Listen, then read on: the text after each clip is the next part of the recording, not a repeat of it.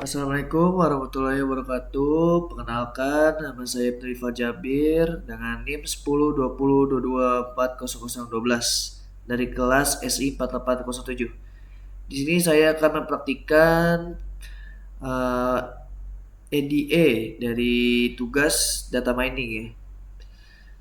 Oke, di sini pertama saya sudah melakukan dari dataset Titanic ya, dari apa sih namanya, import, lalu dimasukkan ke dalam Google Colab di Titanic dataset, dan juga saya sudah melakukan sedikit uh, hasilnya sedikit praktikum, yaitu memasukkan dari kode yang saya telah dapatkan, kode yang saya ini, dan juga sudah saya tes apakah berhasil di run atau tidak. Tadi ada beberapa kode yang saya masukkan, saya tidak bisa muncul jadinya. Oke, di sini ada import pandas SPD, yaitu baris yang digunakan untuk mengimport library pandas supaya penulisan fungsi jadi lebih singkat. Lalu ada df sama dengan pd titik read dan CSV, yaitu berfungsi sebagai membaca file dataset dengan format CSV, menyimpannya ke variabel df, dan juga seperti tabel di Python, berguna untuk mengecek isi data awal sebelum dianalisis. Lalu di sini ada tabel-tabelnya, ada passenger ID, ada yang survive, ada kelasnya, ada namanya seperti Brown Mr. Owen Harris, ada seksnya yaitu gendernya, ada male, ada female, seperti female di Mrs. John, lalu ada Heikin, female juga, lalu ada age-nya di Mr. Owen tuh 22 tahun, lalu ada Mrs. John umurnya 38 tahun, lalu ada Miss Laina tadi Heiken. Oh ini Heiken tepatnya ya, maaf. Age-nya 26 tahun. Oke. Lalu ini tiketnya, kabinnya, dan semacamnya. Oke, selanjutnya ada nomor 2 yaitu printf info. Gunanya untuk melihat informasi struktur dataset seperti jumlah baris, jumlah data yang tidak kosong, dan juga tiap data tiap kolom. Lalu di bawahnya ada printf describe include all. Gunanya itu untuk setiap angka, yaitu min, max, min, max, dan lain-lain. Untuk kategorinya teks, yaitu jumlah unik, nilai paling sering muncul. Lalu ada printf is null sum yang terakhir, yaitu digunakan untuk mengecek jumlah data yang kosong di tiap kolom.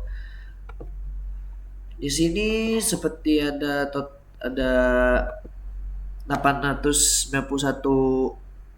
penumpang passengernya, lalu ada non-nullnya, ada data type-nya itu integer, ada name-nya dan lain-lain.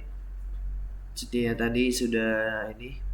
Lalu ada age-nya, ada seperti ada age di sini.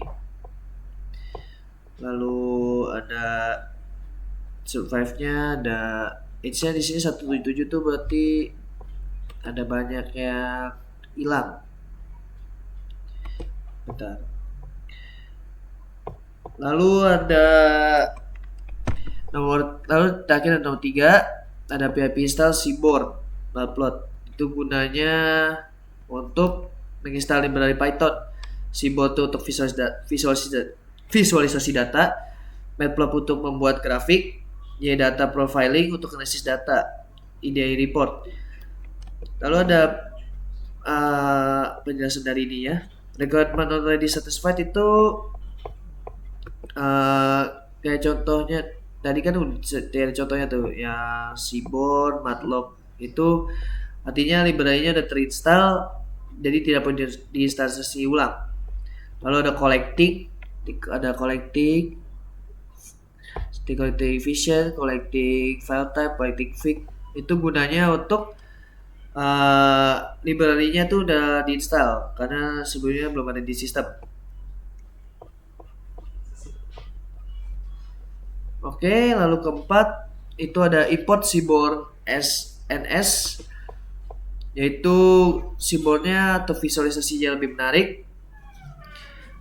Matplotlib-nya untuk dasar plotting dan NumPy-nya itu sebagai bantu operasi numerik. PLT figur fixsize-nya itu gunanya untuk membuat kanvas grafik ukuran 12x10. Semua grafik akan ditampilkan dalam satu tampilan. Di sini ada distribusi umur, survival rate by class, box plot, heatmap korelasi, deteksi outlier, dan temuan. Di sini ada gambarnya, jadi distribusi umur penumpang, ada yang ada yang 80 tahun, 70 tahun, 60 tahun. Lalu ada yang survival by passenger class.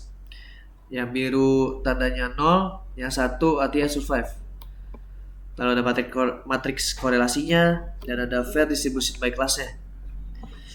Lalu terakhir ada from data profiling import, yaitu gunanya untuk gunanya untuk mengimpor fitur profile report, digunakan untuk membuat laporan ide otomatis tanpa harus plot satu persatu. Lalu ada profile report sama dengan profile report dev title ide teknik. Itu gunanya untuk membuat laporan dari dataset DF-nya. Title ide teknik itu judul laporannya. Explosive sama dengan true-nya itu menampilkan analisis lebih lengkap, seperti distribusi data, korelasi, missing values, outlier-nya. Dan terakhir tuh profile to file-nya itu gunanya untuk menyimpan hasil laporan ke HTML dan nanti bisa dibuka di browser di website. Lalu untuk outputnya itu di summarize datasetnya itu sistem sudah membaca dan mengasih seluruh data dan sudah 100% selesai di completed. Lalu generate report structure itu menyusun isi laporannya. Kan aja report kan laporan. Lalu ada render HTML diubah menjadi HTML dan export to report itu laporan masih disimpan ke file. Oke, mungkin seperti itu saja penjelasan praktikum dari saya. Mohon maaf jika ada salah kata dan ada salah bicara dan salah penjelasan. Mohon maaf. Assalamualaikum warahmatullahi wabarakatuh. Dan semua masih